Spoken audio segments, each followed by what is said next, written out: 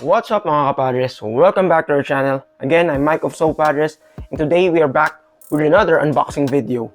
By the way, here at Padres, we do different types of reviews and unboxings on different types of items. Our main line, of course, is sneakers, and we also do toys and collectibles, namely Mcfarlane action figures, as you can see. And we also do Funko Pops, which is one of our main lines, and a bit recently, we also do short vids and vlogs on Banpresto Maximatics or Bandai Banpresto, whatever you want to call them. And soon, more other stuff to come. So, no further ado, let's get into it.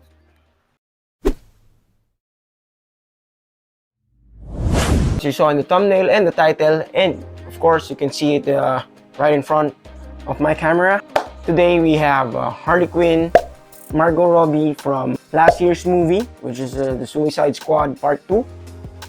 And I'd like to mention that we also did videos on all these other three characters, which is the Polka Dot Man, Bloodsport, and Peacemaker.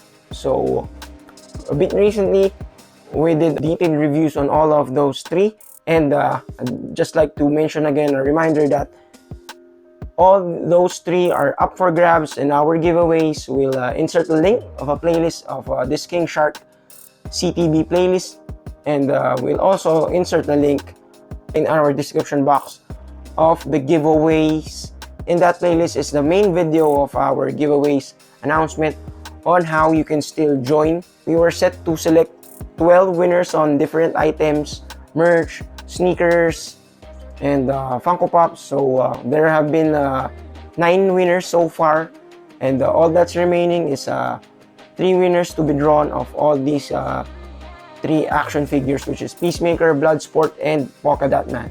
So I'll be keeping Harley for myself, and of course King Shark. And before we unbox this bad girl, I'd like to give a big shout out, a big thank you again to my aunt in the States, Tita Belle, who's one of our major sponsors on this channel. Ika nga ni Kapadring Von. Without my aunt, para na rin walang Padres. I forgot actually where she purchased it in the States, because this was a purchase last year. But since we are here in the Philippines, wala na to. This is no longer available in the Mcfarlane official store in Shopee. But various shops like Matchbox and Preferred yan, legit yan, are selling it, I think, without the CTB figure or CTB parts. It's going for around 1,195 for without the CTB, and for with the CTB, other shops I think it's around 1.5. So super easy to search, still easy to find if you're interested in copying. So just search in Shopee or Lazada. Just make sure that you select highly rated and legit shop. Let's get a detailed look at the box. So, and usual stuff here, 22 moving parts, Mcfarlane Toys logo, 12 plus, and then DC Multiverse logo here, Harley Quinn, of course King Shark Collectible or CTB. Dito pa rin nakasulat our biggest build a fig yet. I think meron ng mas malaki dito ngayon. But sana mag-unbox pa tayo ng iba-iba. Sobrang rami pa natin. Tambak na tambak tayo sa Mcfarlane action figures kasi medyo na-focus tayo sa sneakers. But super enjoy talaga mag-unbox nito kasi sarap yung tignan, sarap buksan yung box, and sarap i-post, sarap i-display, sarap picturean. Enjoy din doing video. So, yan, dagdag talaga yan sa vision. And moving forward sa box, really appreciate that Mcfarlane use an actual picture of Margot Robbie from the movie Suicide Squad 2 instead of using a picture of the actual action figure. Again, kudos to the Todd father for doing that. So super crush ko to si Margot Robbie noon pa.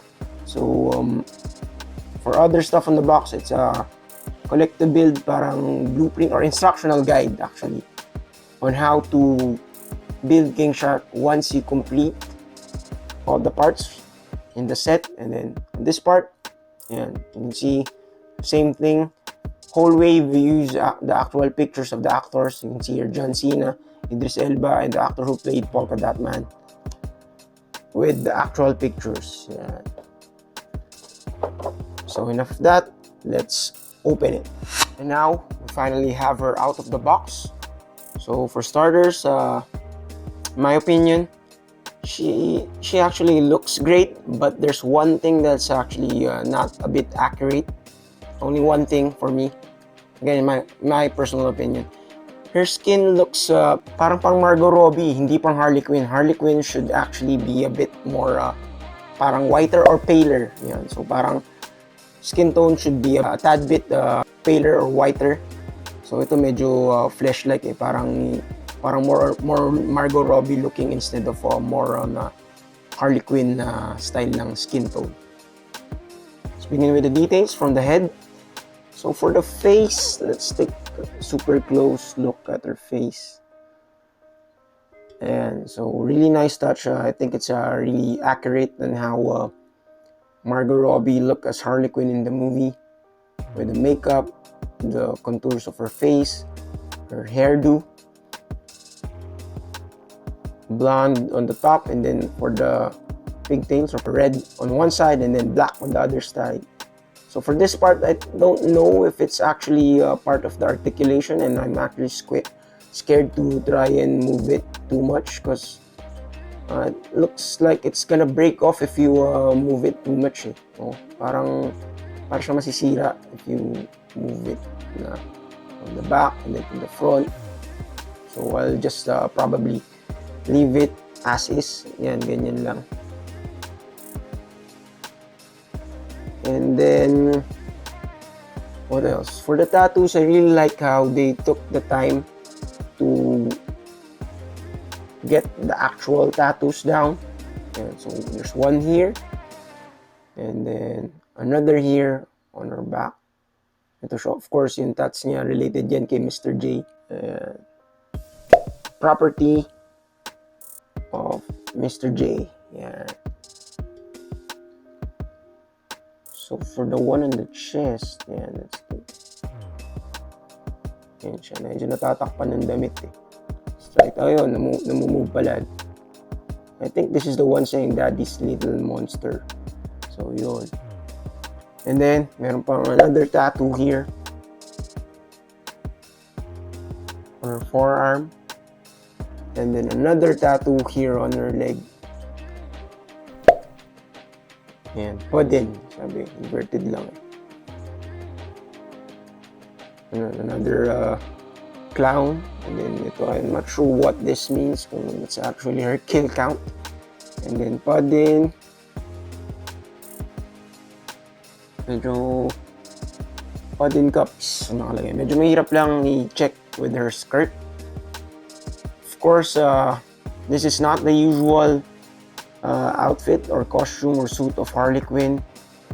She got it lang in the mga pangyayari dun sa movie. Of course, parang gusto siyang pakasalan dun, so she was given this dress, which is actually longer. Of course, if you watch the movie, you know na nahiwa lang siya dito. Got cut. That's why it's in this diagonal shape or cut. And then, paired with the military boots na nakuha niya dun sa parang soldier na bantay niya, which actually, of course, killed.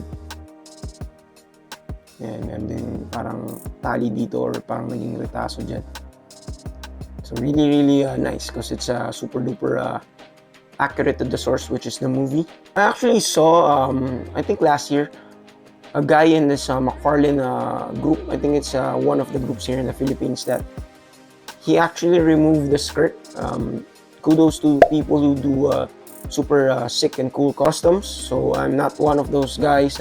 Hindi ko kaya yung mga ginagawa nila na nagko-custom sila ng iba't iba repaint, retouch, and even yung parang binubolting nila yung I forgot what's the term, parang they do different figures like a Superman, cyborg Superman, combining cyborg and Superman. So I'm not one of those dudes. I wish I were that creative, that artistic, but just admire how they do their stuff. So yun, the guy actually removed the skirt, leaving her parang red.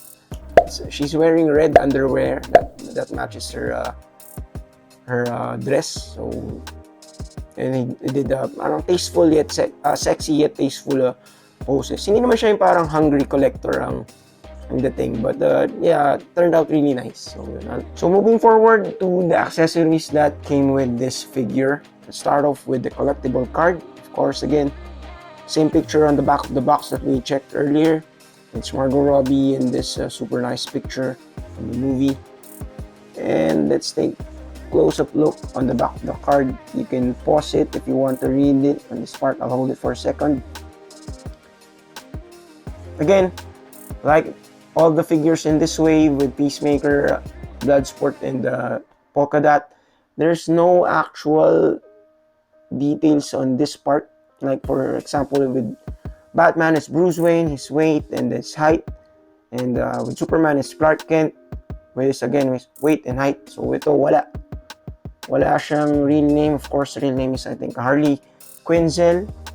And dati siyang psychiatrist or psychologist, I think, before na-turn siya nabaliw siya kay Puddin or Mr. J. Of course, idol ni Kapadring Gold, Joker. So watch out pala, magkakaroon kami ng detailed reviews on the 3 Jokers wave, or at least the 3 Jokers itself now.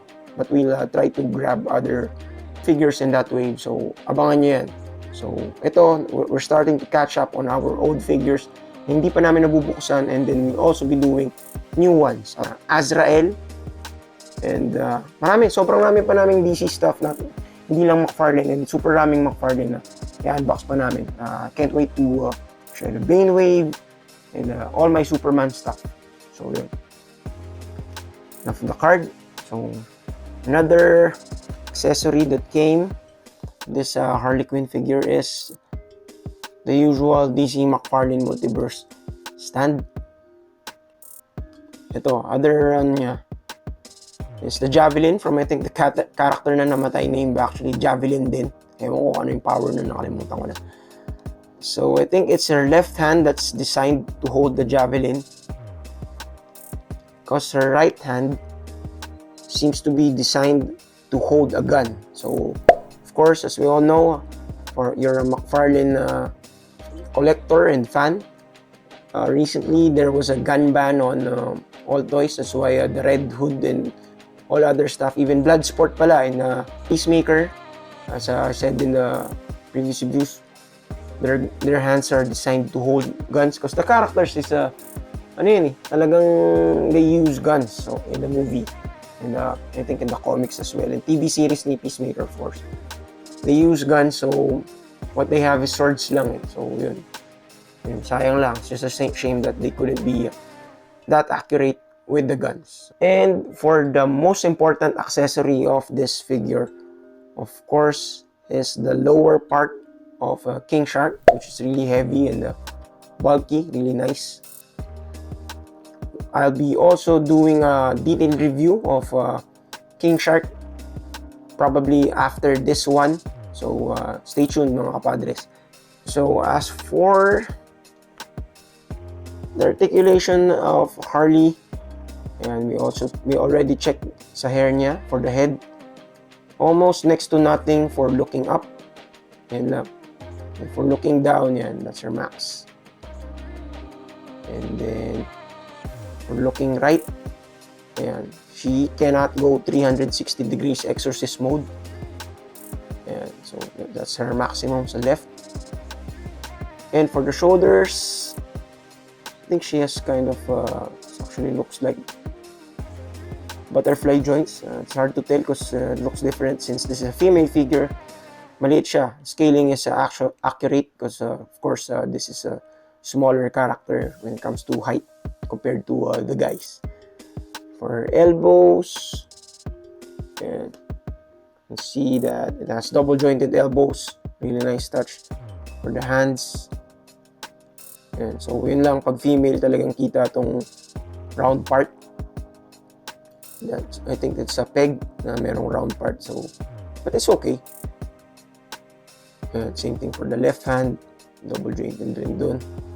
For the torso, I think she has torso movement underneath the dress, but parang bumabara yata dahil sa kapal nung dress.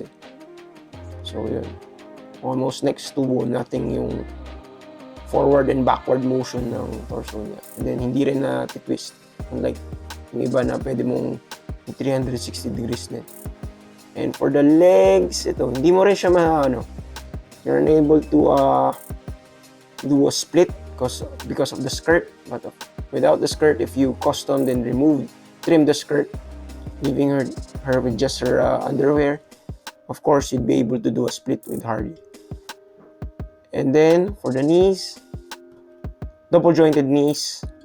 And then for the details of the boots, let's take a closer look around the joint here. And yung maximum articulation of her feet. I think and that's the maximum of her toe articulation. Of course, has peg holes on her military boots, which of course will be using her stand. Let's do a basic pose.